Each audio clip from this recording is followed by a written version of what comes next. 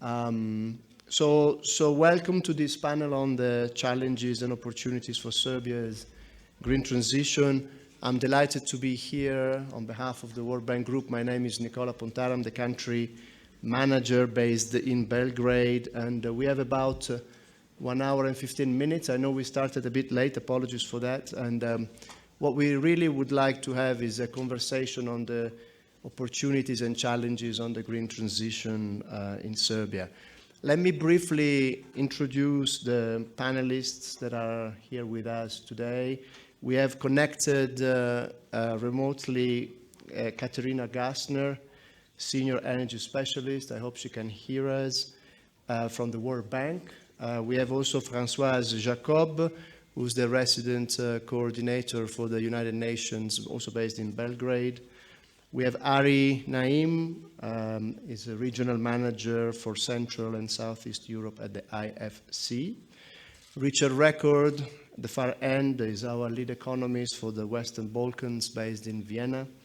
And Duško Vasiljevic, senior private sector specialist, also at the World Bank. So let me perhaps frame the discussion, and then we'll move on to the panelists. So I do think that the green transition is very relevant for Serbia. We know that the Serbian economy is energy intensive. 50% of primary energy is produced from lignite, which is not environmentally friendly, as you know, coal. We also know that carbon dioxide emissions per unit of GDP are higher in Serbia than in other comparator countries. And perhaps a more recent trend is that public opinion, the Serbian public opinion, is increasingly worried about the environment and sees environment as a priority. We took a look before this panel at recent polls. One was conducted across Serbia recently, and 60% of Serbian citizens think that pollution has been worsening in the country, and 85% of respondents believe that climate change is affecting their environment and livelihood. So this is something really clearly on the top of the agenda for citizens. The second thing to underline is that Serbia has made ambitious commitments towards climate change mitigation linked to the EU Green Deal. It has committed to work towards the 2050 target of carbon neutrality. It also has been at the forefront of innovation. It had raised 1 billion euros in its first green bond auction on September 17. And there is a lot of work that is ongoing on putting in place a legal and regulatory framework to boost the environmental sustainability of the economy. And at the World Bank Group, we have been working with the Serbian authorities to support their aspirations in our upcoming country partnership framework for the year 2022-2026. We have as one of the higher level outcomes precisely the transition towards an economy that is greener and more resilient. The third point I wanted to make is that accelerating the green transition is a long-term endeavor that needs to be equitable and just. This is not going to be a smooth ride. It's not going to be a linear transition. It's going to be a bumpy one. There will be winners, there will be losers. And as such, the green transition has to be socially just and inclusive. And again, at the World Bank, we have been mobilizing resources to help the governments of Serbia to think through the likely impact of moving towards a greener economy, both at the macroeconomic level, at the micro level, and also at the sectoral level, and we will hear a little bit on our panelists on that. The last point that I wanted to make is, and I think this is on everybody's mind, is about the current crisis in Ukraine, and how will the conflict impact the green transition? How will it impact the commitments that were made at the COP26 in Glasgow? How will it impact the targets that countries have agreed on to cut the use of fossil fuels? So if up to a few days ago, the keywords when we talk about the green transition were climate change and sustainability, in the last few days, it is energy security and energy affordability that dominates the debate. So let me stop here and let me go to the panel. And one thing to notice is the green transition is all-encompassing. It affects the macroeconomic framework. It has fiscal implication. It affects specific sectors of the economy, obviously the energy sector, but it also affects private entrepreneurs, firms, SMEs, and also the livelihood of workers and their families. So let's see whether in the next hour we can squeeze our panelists like an orange and then see what juice comes out and how we're going to discuss with you some of the key issues that I've been mentioning. So let me start from, so you're the first one to be squeezed like an orange.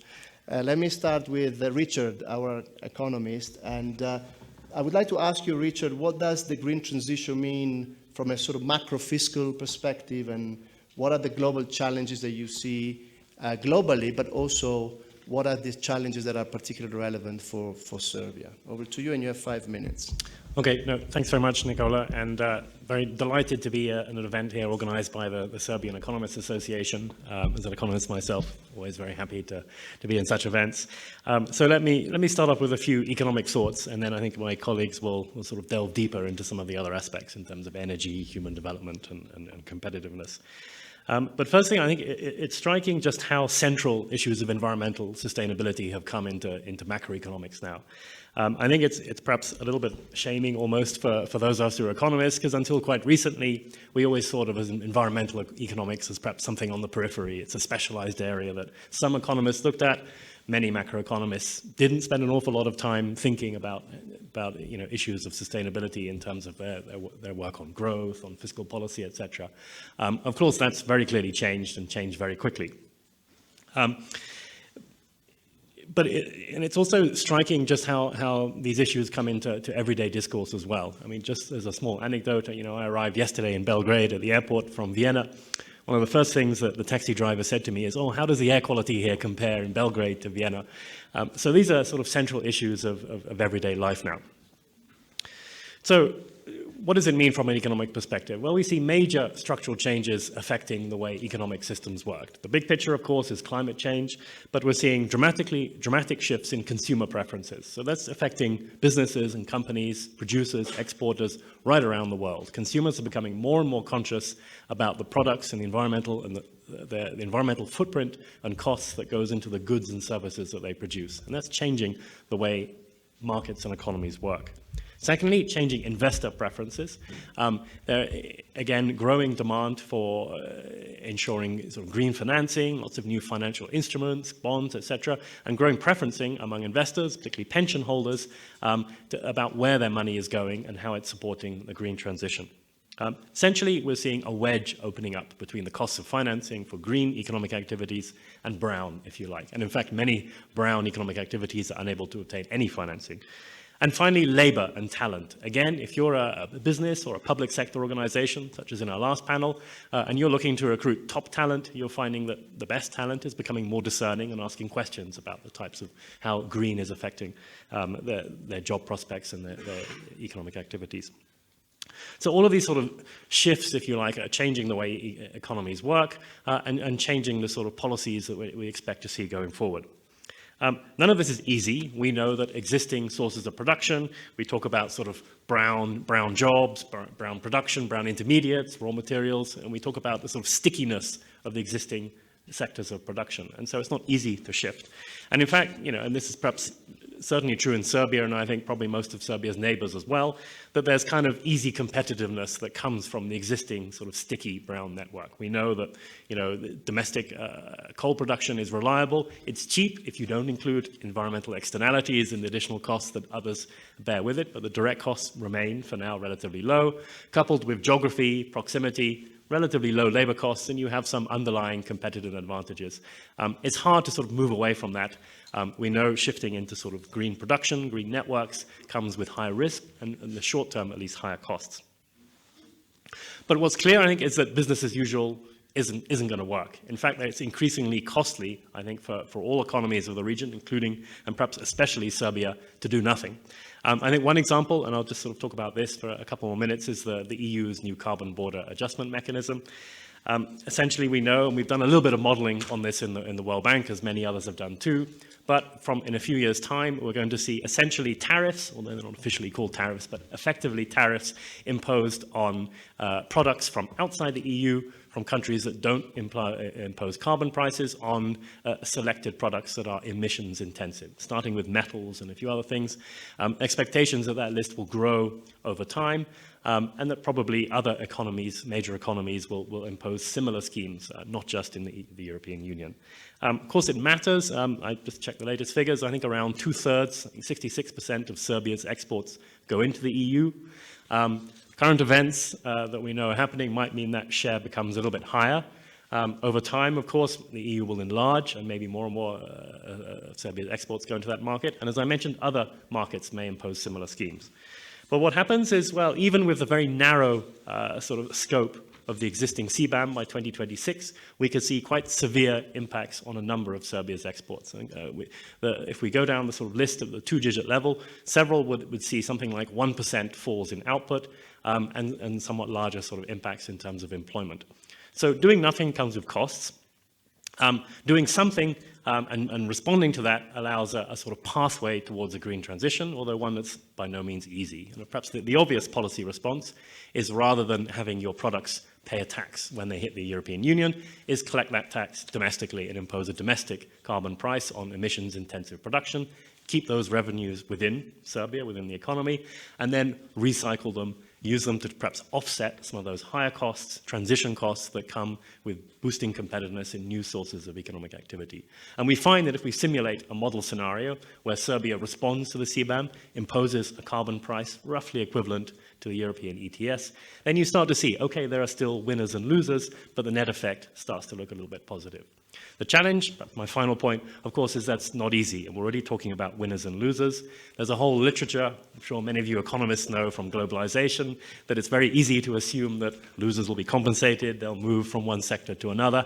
It rarely happens like that. And in fact, even a very quick analysis suggests that we see losses, particularly in employment terms, will be concentrated among, particularly men in Serbia with a very low skill base. And of course, we know a lot of the new jobs will not be easy to move into them. And perhaps that's a big challenge for public policy, and perhaps one opportunity to recycle some of those revenues that might come from a domestic carbon price into sort of shifting those sort of labor market transitions. Over to you, Nicola.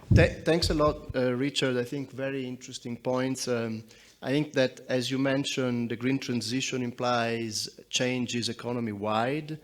And also, I think you drove home the point that, doing nothing will have a cost, will impose a cost on Serbia, especially through the CBAM, which is the carbon border adjustment mechanism. You also talked about potential repercussion on employment, and I think we'll pause it there. We'll pick it up later when we talk about the just transition. But let me move now to Katarina. I hope, Katarina, you can hear us, you are connected, and let's pause the macro debate, the labor market debate, and see what does it mean for Serbia to move to the green transition when we look at the energy sector in particular. Over to you. Thank you very much, Nicola, and I hope that everybody can see and hear me clearly. We can. Thank you. So, let me go a little bit further into the specifics of the energy sector in Serbia. And I want to go to the fundamentals, perhaps before we make room to discuss some of the more recent events, which clearly are on the forefront of many people's mind. What we are used to in terms of the Serbian energy sector is, under normal circumstances, a very good security of supply. This is based on the fact that Serbia has a good allocation of domestic energy sources. The lignite that provides 50% of primary energy, Nicola has already mentioned that, but there is also oil and gas in domestic reserves. So under normal circumstances, security of supply is strong. In particular, in the electricity sector, we can talk about near independence. The net trade in electricity is very low, and this comes from the lignite-backed generation being complemented by hydro, with another 25% of production on average coming from hydro. So this is a very favorable combination and means high security of supply at very low prices. I think it's also important to say that the Serbian economy enjoys some of the lowest electricity but also gas prices in the European Union. And this has traditionally been a very strong factor in the case for the attraction of the Serbian economy, also for foreign direct investment. The situation is somewhat more differentiated for oil and gas, where a lot more is imported, and therefore prices are very much determined also by the international market. But generally, Serbia does have a very good starting point when it comes to energy. It is really one of the strengths of its economy. Having said all that,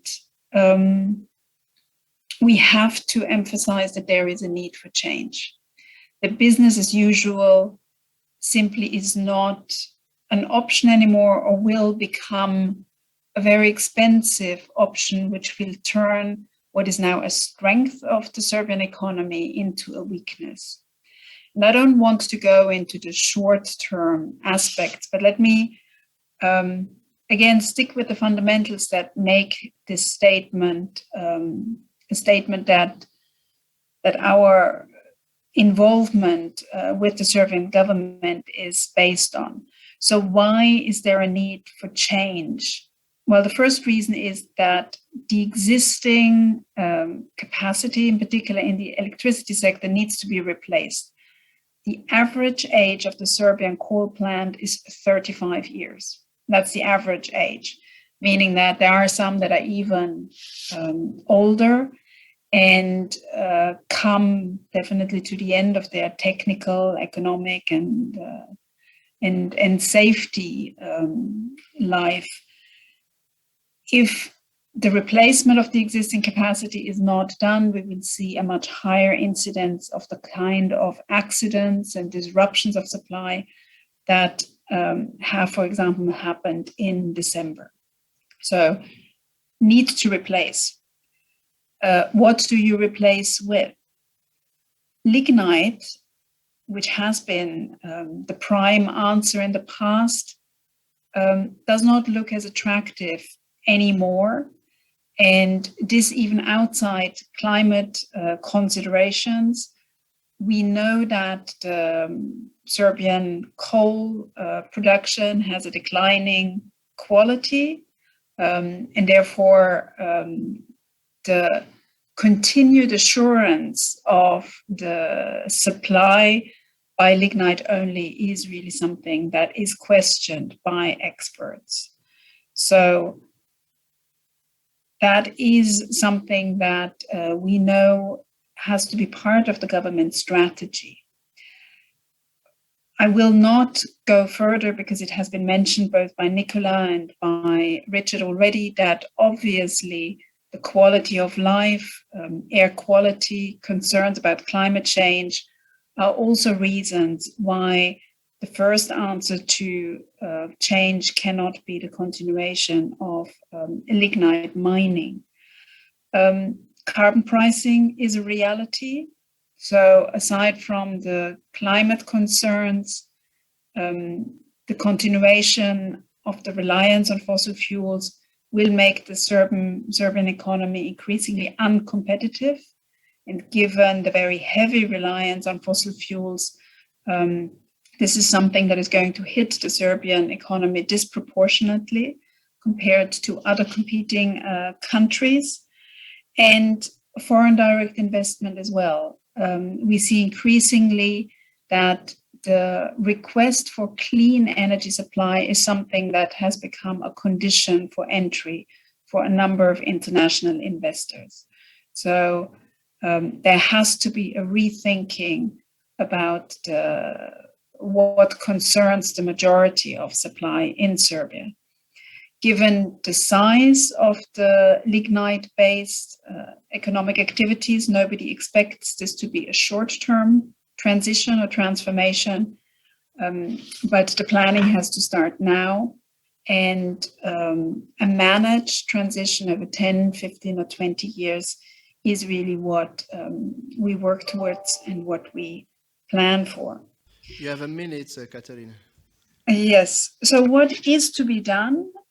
In the short term, higher energy prices are a reality. We see that the fiscal buffering of the current crisis extracts a heavy toll, but this is understood in the short term that the government absorbs a lot of the extra costs. In the medium term, however, this is no longer viable. So in the medium term, pass-through of the extra cost that we're experiencing is the only thing that is going to maintain the financial viability of the sector. This pass-through of costs needs to be accompanied by social protection of vulnerable groups. And as my final point, the government needs to plan in a more transparent manner and take everything that has been happening for a while already in terms of the drivers for change and the new elements that we have seen emerge in the recent past into account. We are still waiting for the energy strategy to be renewed, to be published, to be consulted on. And this is something that, given the importance for the Serbian economy, really needs to be a priority also of the government once the elections are over. Thanks a lot. So, Nicola, let me stop here. Thank you. Thanks a lot, Katerina. I think you brought home very forcefully the point that the status quo, the business as usual, is not it's not an option. Not only from an economy-wide perspective, not only from a climate change standpoint, but also from a sectoral point of view, where you mentioned that modernization is in order. Let me now switch gear and move to Françoise Jacob, and we spoke a little bit about the impacts that the green transition might have on livelihoods. Some of the early simulation by the World Bank shows that there might be some job losses. I would assume that there will be also some job gains somewhere in the economy as the economy becomes greener and more resilient. But how do we ensure, Françoise, that we don't leave anyone behind? You have 5 minutes. Great, thank you so much. I would start by saying two things. First, the United Nations really look at the green transformation as a multitask. So we are looking at energy, but of course at food systems, we're looking at public health, we're looking at management of natural resources, education. So there's got to be so many opportunities, and I think this is our key message, is let's shift the narrative from one of threat to one of opportunity. The second thing is that a green transformation is an economic and social transformation, which means it affects and it impacts and it will be managed by people. So workers, business people, communities, people in institutions. So we really want to shift again the perspective from the perspective of the people. And that's why we talk about the just transition. And the just transition really is looking at how do we minimize the uneven cost on the population? How do we minimize the inequalities that might come out of the transition? How do we talk more about social justice? How do we increase social acceptability, and how do we work on the resistance to change? So all these elements seems very soft, it's not about finance, it's not about technology, but they are actually about all of us here, everyone, who really have to contribute to this change. Let me zoom on the energy sector, since we talk a lot about the energy. And that's a hot spot for transformation. So if you look at coal workers and thermal plant workers, you have about 28,000 people. This is in 4 regions. If you look at the communities, it's 300,000 people. And then if you look at the households that are poor and vulnerable, let's take about 25% of the population. We're looking at 2 million people. So we need special interventions, special plans, and special consultations with 28,000 people, 300,000, and 2 million. And we need special solutions. And this is really the perspective that we want to have. The first thing that needs to be done, and it has been said, and we all know that, it's consultation. Now, I understand the Minister for Energy this morning already spoke about that, but I think we need to go beyond the usual consultations. We need to have consultations at all levels. It needs to be both holistic and systematic. This is really important, and we see that last year there were so many, street demonstrations, and we had people who were in favor of this or against this.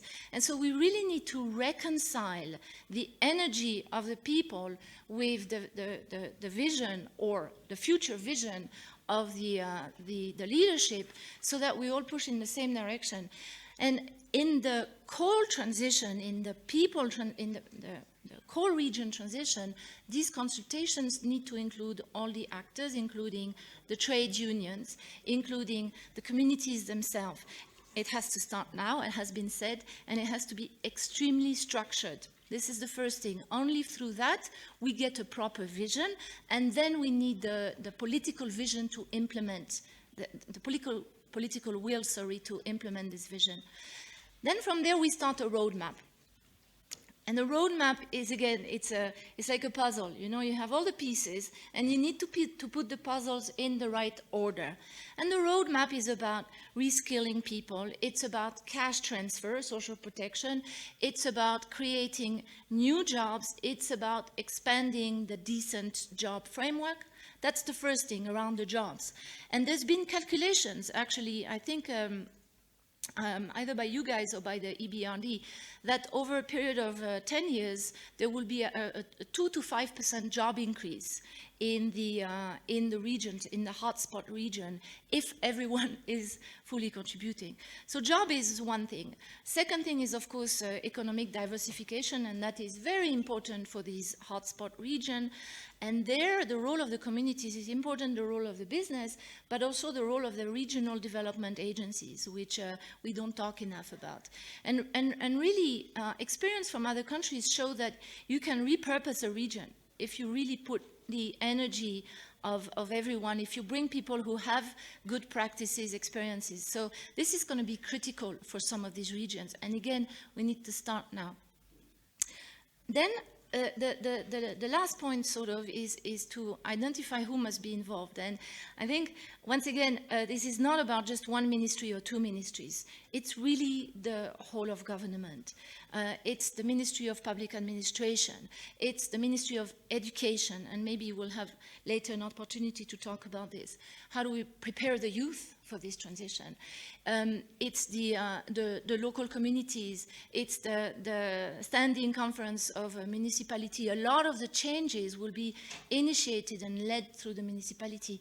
And we need to build the capacities and the knowledge of these different institutions. So, this is really a key element. It's not just about financing and technology. It's about the people and the institutions that support the people. I think I will leave it here, because I think there is a second part, right? Where we that's great, Françoise. I really like the way in which you mentioned that the narrative needs to be switched from sort of a negative, so to speak, to a sort of one based on opportunities that the green transition might elicit. And so that's a very good point. And also, the importance of looking at the human side of things. And I think consultations definitely are going to be very important, with a wide range of different stakeholders to provide a buy-in that is on top of which then the policies and the changes can be enacted. And I think that looking at this package, on how do you support the so-called losers from reform in terms of, what social assistance you can get, how can you repurpose, as you said, the regions and the land that was previously used for mining or other activities and what are the drivers of growth in this region is going to be of fundamental importance. And again, also the focus on capacity, absolutely spot on, notably at the local level. We often think about capacity at the central level, but some of these changes will be enacted among in the region where these communities have their livelihood base. So it's local self-government, and looking at those capacity is extremely important. So thank you so much for bringing in those points, Françoise.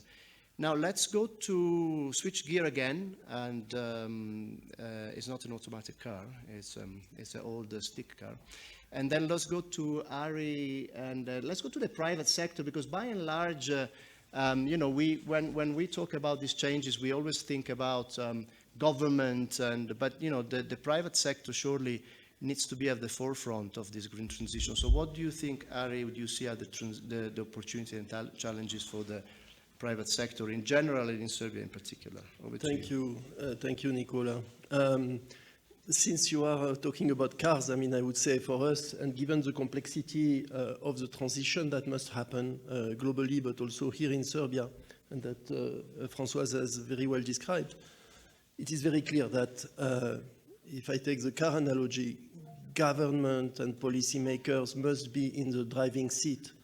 But if anything can happen, the private sector will be the engine, because first we are talking about job creation, and we are talking about creating the jobs of tomorrow, and that requires a lot of innovation, a lot of risk-taking.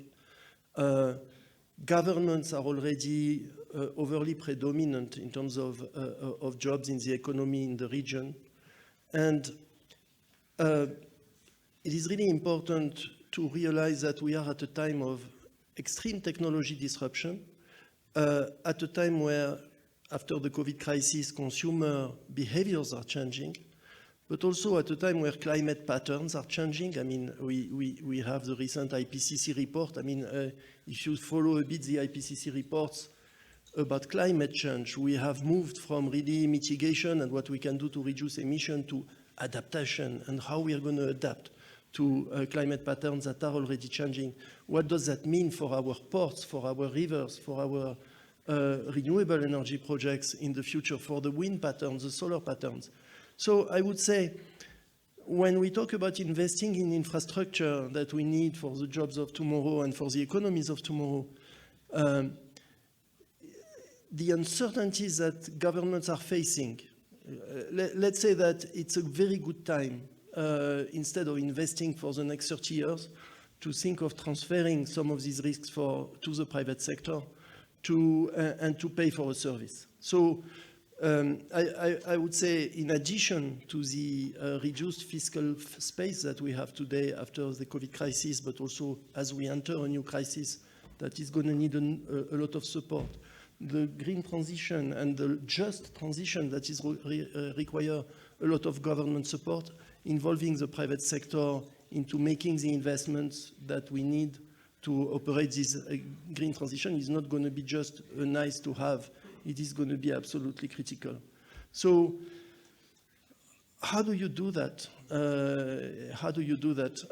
And I think that, so on the positive side, IFC in 2016, we issued a report that quantifies 23 billion of concrete investment opportunities in climate business, from green buildings to green infrastructure to renewable energies, of course, infrastructure at the municipal level.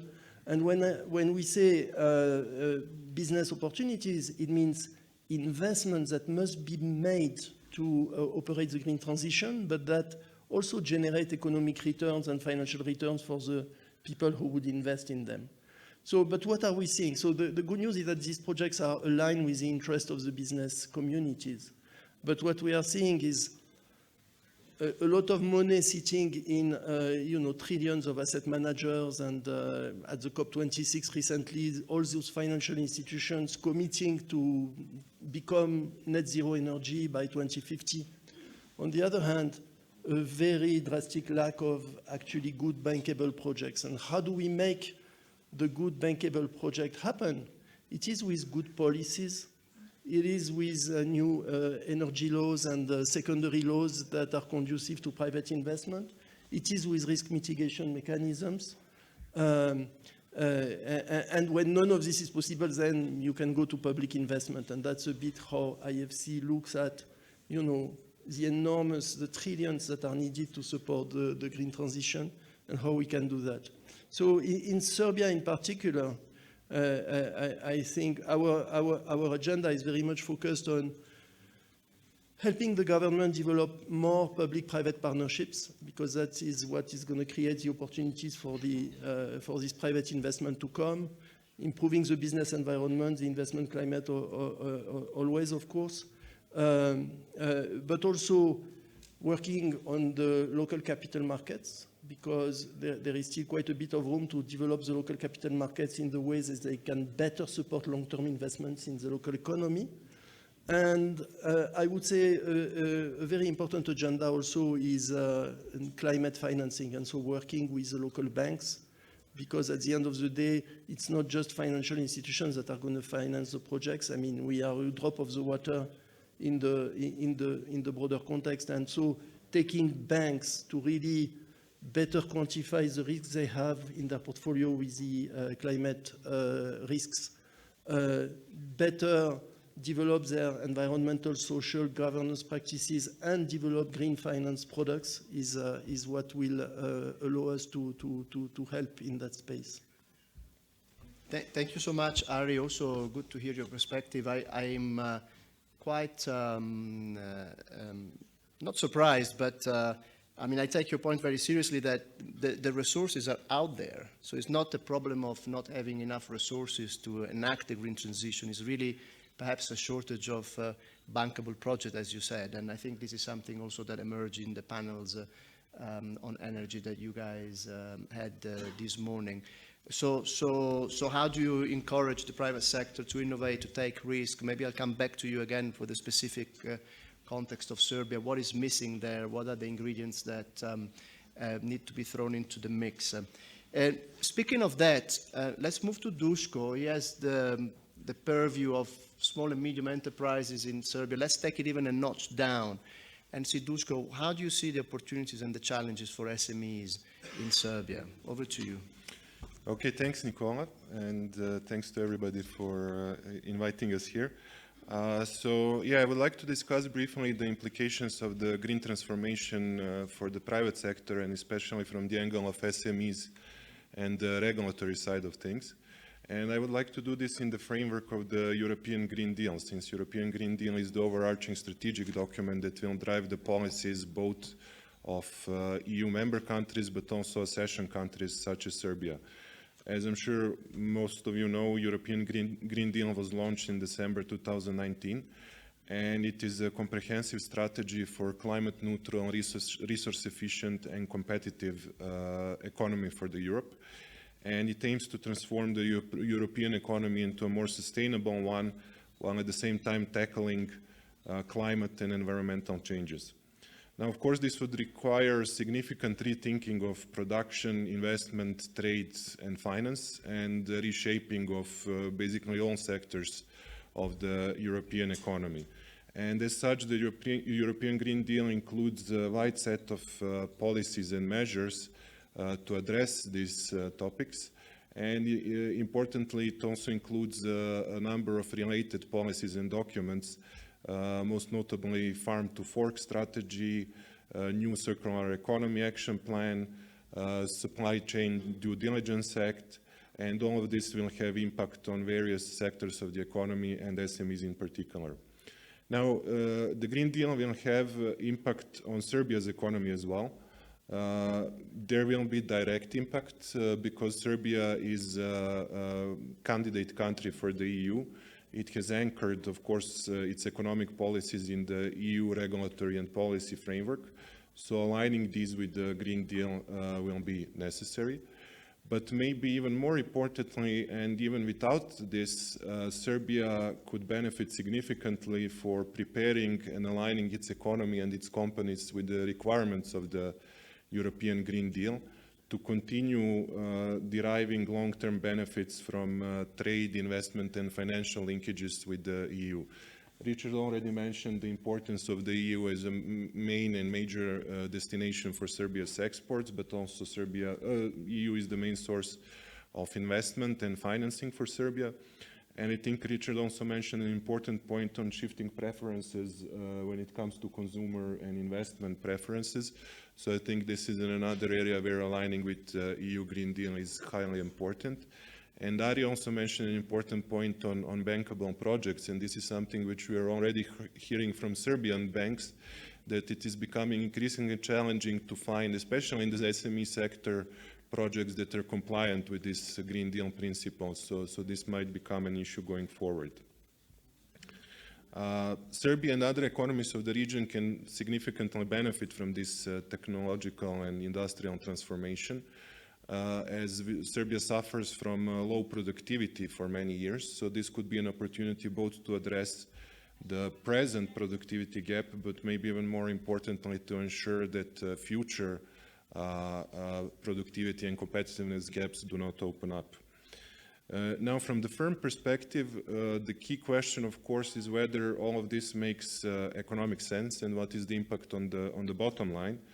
And evidence suggests that if done properly, in fact, this can be impactful and beneficial for SMEs.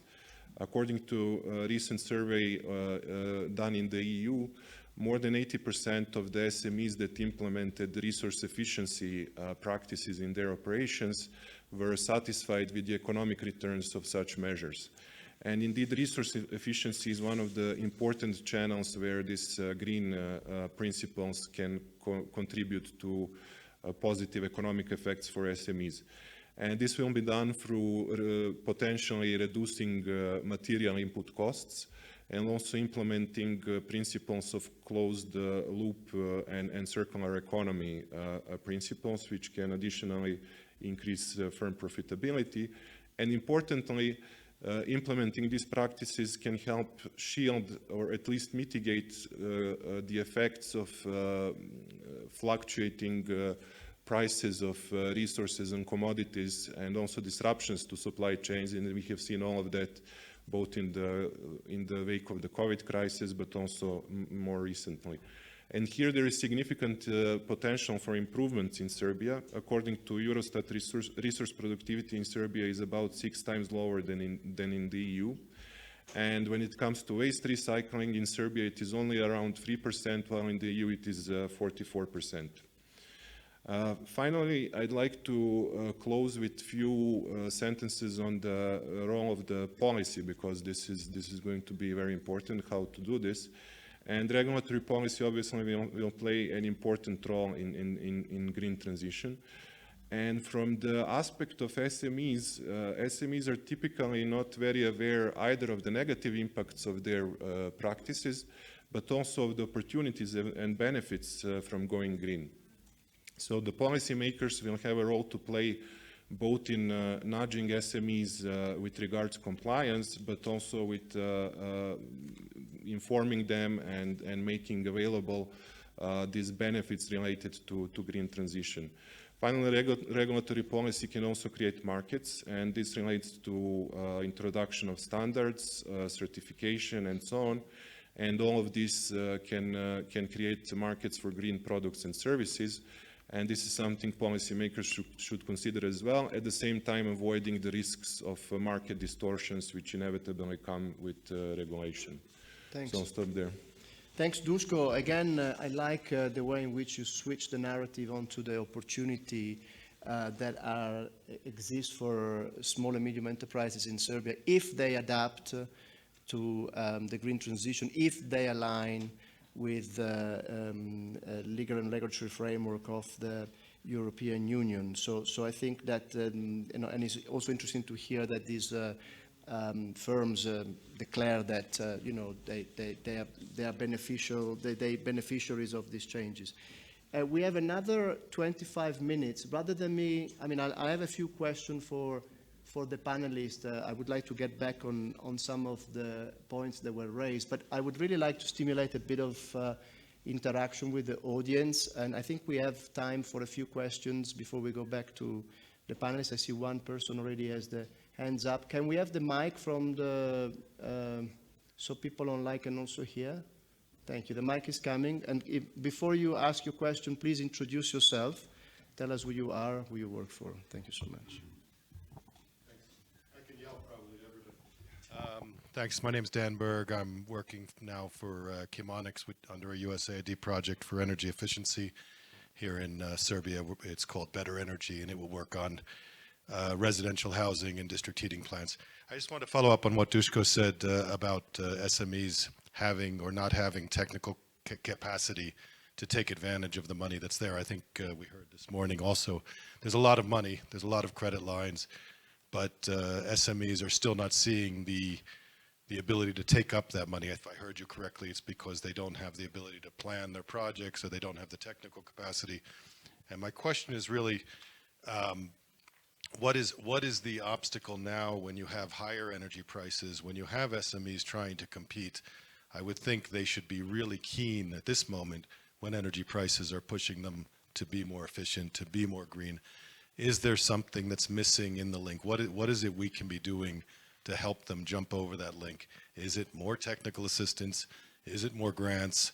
Or is it just, as you ended, policymakers doing more advertising and more regulatory push to make people be more green? Because I think the average SME wants to save money. The average SME wants to sell their products at more of a profit. And there's definitely today, more than there was 2 years ago, an opportunity to save. We know the country is very inefficient. You all said that.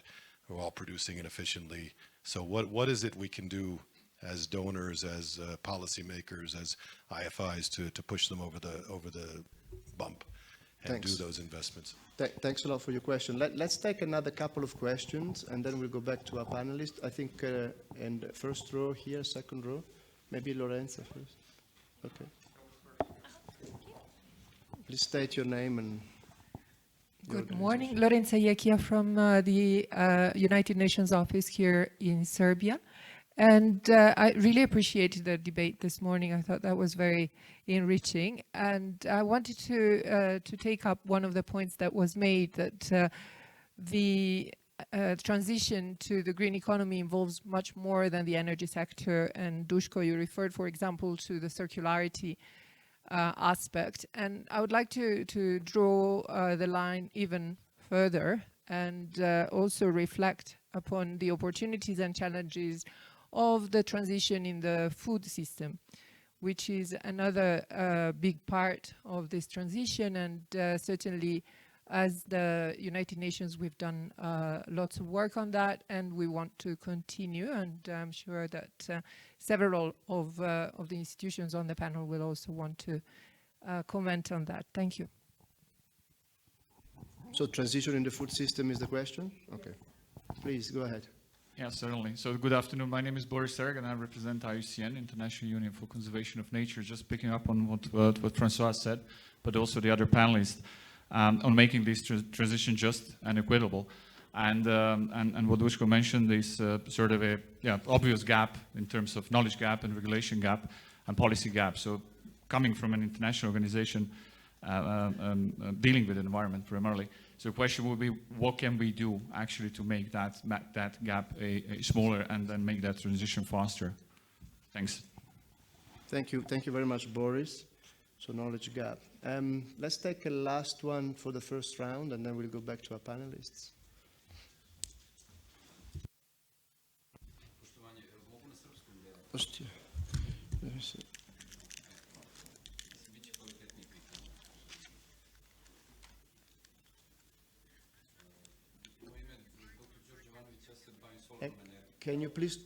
Can you please turn on the mic? Yeah, so the translator cannot hear you otherwise.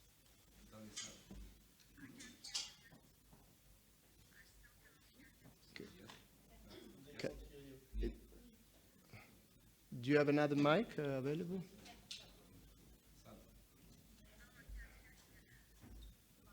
I don't think the mic is on. Yeah.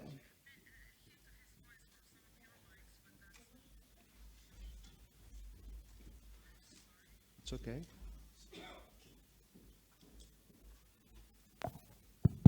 Okay, yes, Thank you, good. sorry. Moje ime je Đorđe Ivanović, ja sam doktor nauka, bavim se solarnom energijom, možda sam malo bio na forumu više prisutan, prosto me zanima ova tema, pošto se bavim solarom.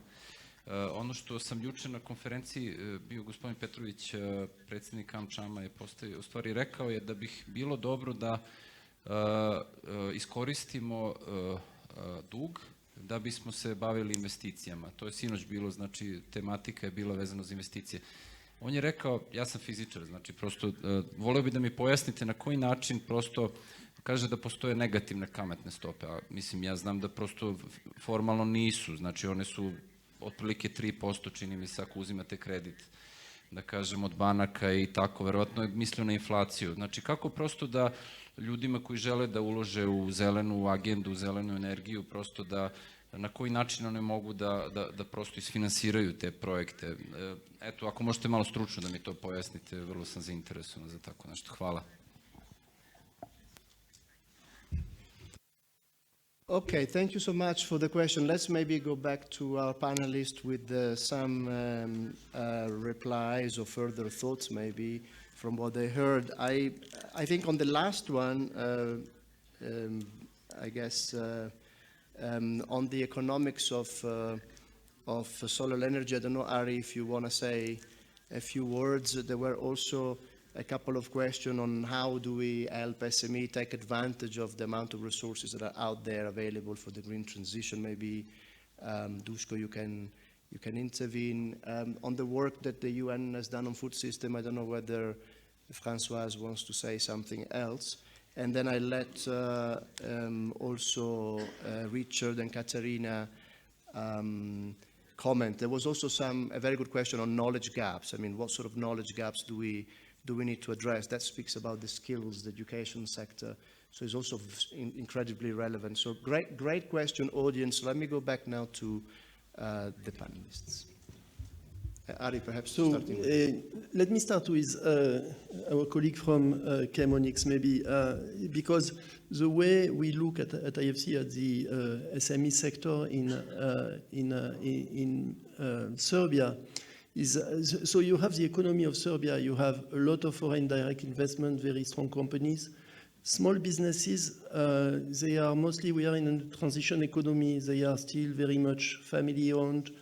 They tend to remain small because the business environment can be still improved for them to feel that there is enough incentive in growing. So what can we do in this context? I mean, at the end of the day, we are fundamentally very convinced that making the right decision is going to lead to the green transition for all these firms. So where they can improve is probably in making better decisions for their companies, and that has to do with the governance agenda. So how do you help family-owned firms be better governed, in addition to the policy effort to provide a more conducive business environment, better access to finance, etc. So it is very classical, and it should not be surprising in an economy that is still a transition economy, I would say. The other really big element that is an opportunity for Serbia is to better link these large foreign investments with the local SMEs, because as we all know, SMEs that participate in global and regional value chains are better managed SMEs overall.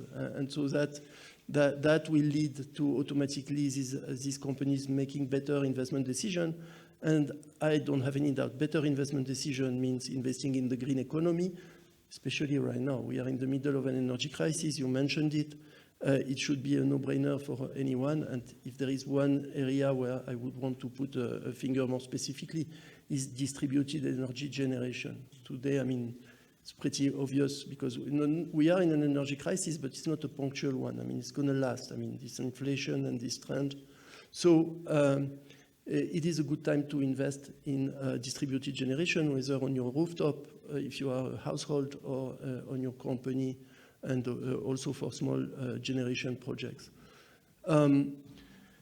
Just to go to your question now, so on financing. Look, I mean, at IFC we believe there is a lot of support mechanisms and grants that go into financing renewable energies. But at the end of the day, We fundamentally believe that good markets is markets where people are not going to need grants, but they just will be able to develop profitable projects that generate a return and that will allow them to finance their projects. And so what is a good bankable project? It is not a startup that needs to be supported by innovation funds, etc. It is a project that is that has a clear exit for the energy that is being sold. It is a project that is executed by a company that has a solid track record of financial and technical management, that has a track record of taking finance and repaying finance. So what I mean by that is it's not enough just to have the cash. You want this cash to be put into successful projects, and this is all the other area of what makes a project successful that really matter at this point, because again, money is available. Thanks a lot, Ari. Maybe I Dusko can- and then Françoise. Maybe I can comment quickly on a few points from Daniel. And Daniel, nice to see you in Serbia again.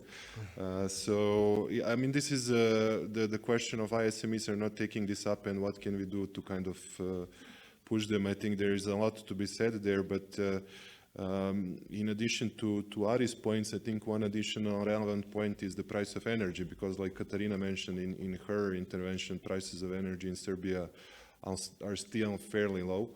And the incentive to do something about it is probably not as strong. The other part of that is what public sector can do, and here I'm thinking specifically of SME support programs. I think most of the SME support programs are focusing on, let's say, hard investments, so loans, guarantees, grants, whatever, for purchases of equipment, which is all fine. But if you want to do this green transformation, you need to purchase, better equipment, but also provide training to these companies on how to change their operating and managerial processes. Serbia Development Agency has recently piloted Supplier development program, which includes a significant component, soft component, providing this company diagnostic and then doing individualized action plans for companies, how to upgrade their operating procedures. This is not focusing on green, but rather in general improving their efficiency. But I think including green aspects into this, both diagnostics and then action plan, would be another area.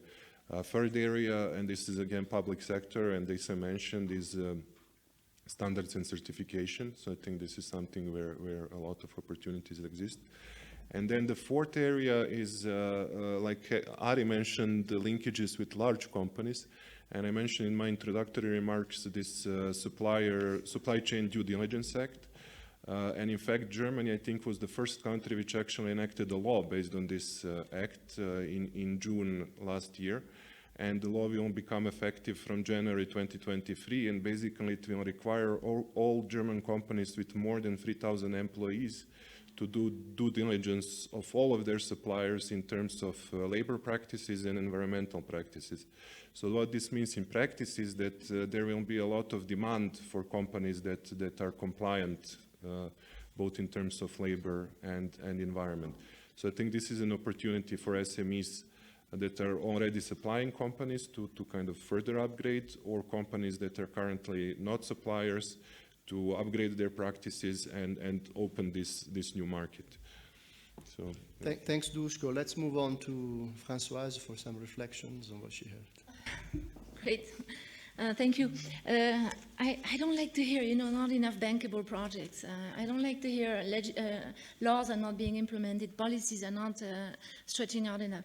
Because for me, what this means is it's all about capacities. There is not enough capacity. So this is key. I think in the next few years, really expanding the capacities, and capacities is about people, to carry that agenda forward is going to be critical. So it sounds really boring, but it might be about more training and more exchange of information.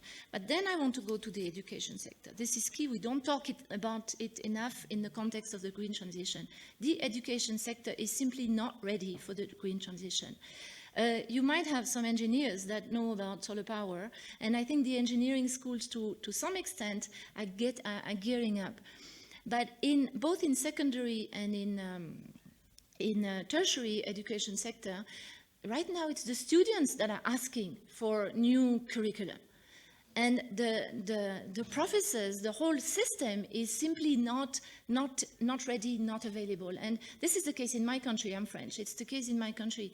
There is no systematic on MBAs, on any non-technical schools. There is no systematic approach and teaching about the green transformation. So I think this is something that needs to start, in the next education season. And this is, I hope it will be part of the big picture.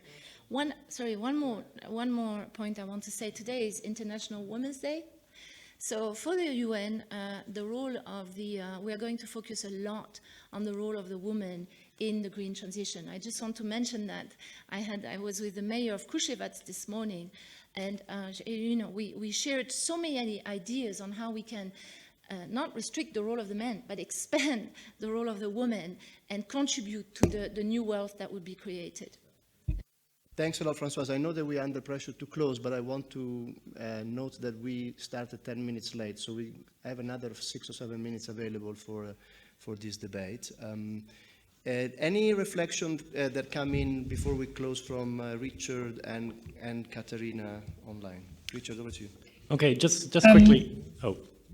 Just quickly, a couple of thoughts coming from some of the comments and the responses here. I mean, yes, grant schemes, advice, information, etc. But as an economist, I have to say, unless you get prices right, everything else is going to be playing on the sidelines, right? And we know prices are changing outside of the border.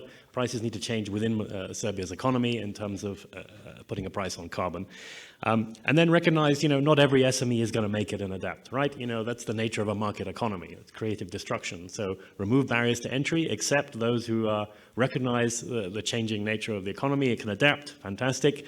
Many of them won't. They will go out of business. New firms will come in. New entrepreneurs will start up within Serbia, and that's just the nature of economic development.